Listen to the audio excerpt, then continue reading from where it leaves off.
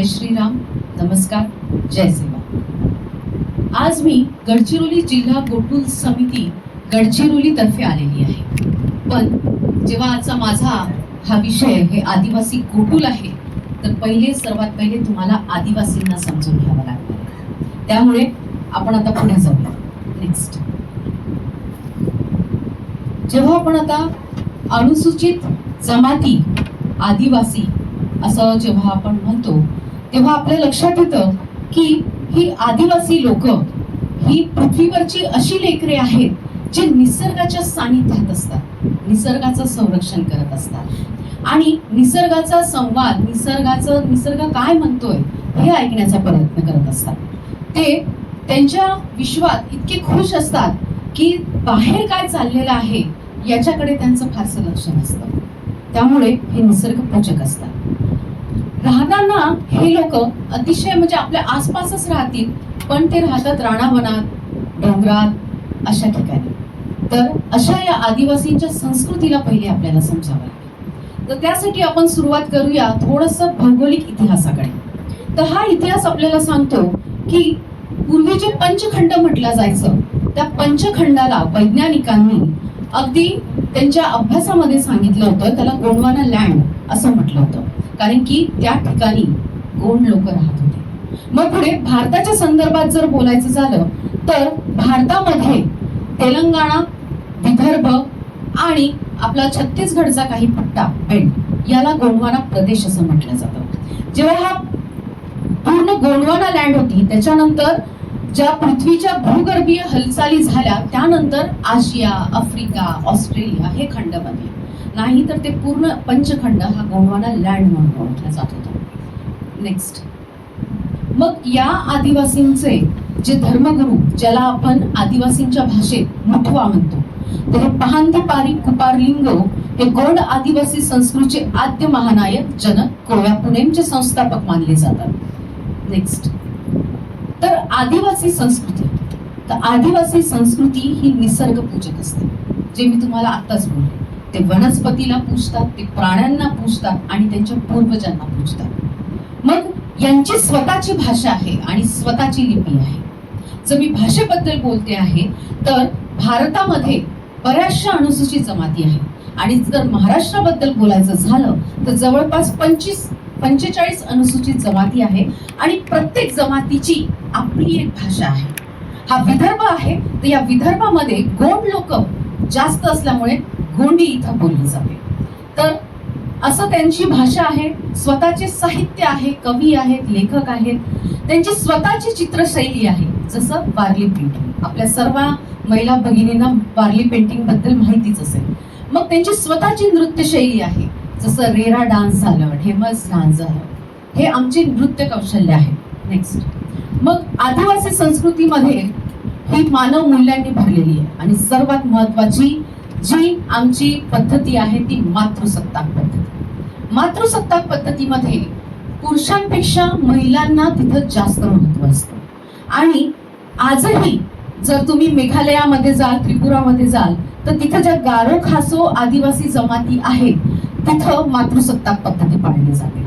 म्हणजेच काय, तर मुलगा लग्नानंतर मुलीच्या घरी येतो, मुलीचं आडनाव त्यांची मुलं लावतात आणि जो आपला वारसा असतो, जो आपण इकडे म्हणतो की माझा मोठ्या मुलाला आपला वारसा दिला जातो, तिकडे मोठ्या मुलीला त्यांचा वारसा दिला जातो। त्यामुळे आमची संस्कृती ही मातृसत्ताक संस्कृती आहे।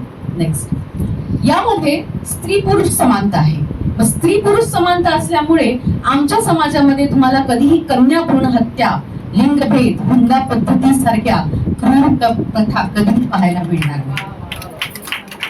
बऱ्याच ठिकाणी जर आपण महिला पुरुष सेक्स रेशो बद्दल बोललो तर भारतात दुसरीकडे महिलांचं प्रमाण हे दर 1000 पुरुषामागे खूप कमी असतं, पण आमच्या आदिवासी संस्कृतीमध्ये आदिवासी महिलांचं प्रमाण हे 1000 पुरुषामागे 980, 990, कधी कधी 1000 आणि काही ठिकाणी तर महिलांचं प्रमाण हे पुरुषांपेक्षाही जास्त असतं, कारण आमचं गडचिरोली आहे।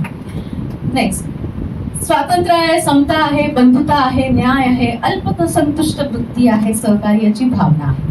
आमच्या फार डिमांड नसतात, आम्ही निसर्गाला पूजक असतो, त्यामुळे आम्ही रानावनात अतिशय खुश असतो। मग आदिवासींचे परंपरागत औषध ज्ञान. आता जसं मी सांगितलं की आदिवासी समाज हा जंगलामध्ये राहत असतो, नद्या दऱ्या खोरे डोंगर. तर त्यामध्ये ज्या वनस्पती असतात, वनस्पतींचे गुणधर्म आणि कुठल्या आजारांवर कुठलं औषध आपल्याला कामात येऊ शकतं हे त्यांच्या पिढ्याच्या ज्ञानापासून पुढच्या पिढीला ते मिळालेलं असतं. त्यामुळे आदिवासी समाजाने ही जी संस्कृती आहे, जे औषध ज्ञान आहे, हे भारतीय संस्कृतीला वारसा म्हणून मिळालेलं आहे आणि त्यांनी ते पुढच्या पिढीला देणं आवश्यक आहे.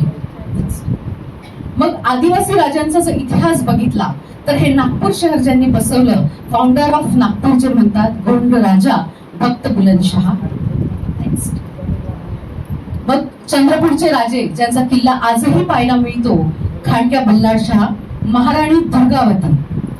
नेक्स्ट चंद्रपूरची योद्धा महाराणी हिराई यात्राम, झलकारीबाई, संग्रामशाह, दलपतशाह आणि आमचे आदिवासी क्रांतिकारक नेते ज्यांनी इंग्रजांविरुद्ध लढा दिला असे धरती आबा भगवान बिरसा मुंडा, आमच्या गडचिरोलीचे भूमिपुत्र राष्ट्रीय शहीद वीर बाबूरावजी शेडमाके, टंटा भिल्ल, बाबा तिलक मांझी, राघोजी भांगरे, अल्लुरी सीताराम राजू राणी. मग अशा वेळेस म्हणजे या सर्व क्रांतिकारांनी, आमच्या राजांनी, आदिवासी महिलांनी हे जल जंगल जमीन पर्यावरण संस्कृती परंपरा हे आदिवासी जीवनाचे केंद्र आहेत.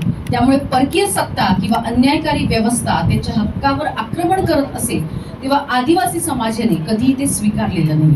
आदिवासी समाजाने कधीही गुलामगिरी स्वीकारलेली नाही. त्यामुळे आदिवासी समाजाचा जो इतिहास आहे तो धैर्य, स्वाभिमान आणि स्वातंत्र्याची प्रेरणा देत असतो. आता वळूया आदिवासी गोटुलकडे. आदिवासी संस्कृतीबद्दल मी आता बोलले, पण वर्षानुवर्षापासून आदिवासी समाज हा पुस्तकं आणि शाळा यांच्यापासून कोसो दूर राहिलेला होता. मग त्यावेळेस आदिवासींची मुलं मुली हे नीती संस्कार, नीतिमत्ता किंवा कार्य कसं करायचं संस्कार हे जिथून शिकत होतं ते संस्था होती गोटुल. तर गोटुल हे गावामधलं असं छोटस तुम्हाला दिसेल, त्यामध्ये सगळे गावातले मुलं मुली शिक्षा घ्यायचे. पण आता जेव्हा शाळा आता गावोगावात आलेल्या आहेत, शिक्षण आलेलं आहे, त्यामुळे गोटुलमध्ये आता मुला मुलींना शिक्षण दिल्या जात नाही, पण गोटुल हे आता एका ग्रामसभेसारखं काम करत असतं. या गोटुलमध्ये सण उत्सव साजरे करण्याचे, प्रथा परंपरा पाळण्याचे, गावाच्या विकासाचे निर्णय घेतले जातात. या अर्थाने गोटुल एका ग्रामसभेसारखंच काम करत असतं. आता या आदिवासी समाज जरी मातृसत्ताक असला तरी गोटुलमध्ये सुरुवातीला महिलांना स्थान नव्हतं, पण स्थानिक स्वराज्य संस्थांमध्ये लोकप्रतिनिधींना महिलांना देण्यात आल्यामुळे आता गोटुलमध्ये महिला सुद्धा सामील होतात आणि चर्चेमध्ये विषयाचे निकष लावले जातात.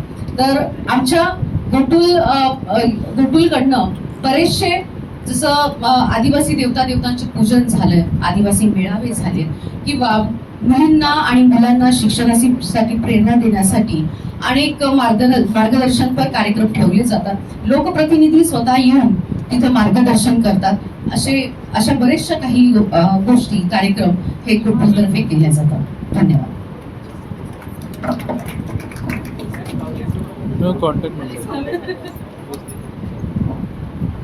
मी डॉक्टर चंदा कोडवते, मी सहसचिव आहे गोटुलची. माझा कॉन्टॅक्ट नंबर आहे 9923810978. आशा करते की आपल्या सर्वांना आदिवासी समाजाबद्दल थोडीफार तरी माहिती भेटली असेल.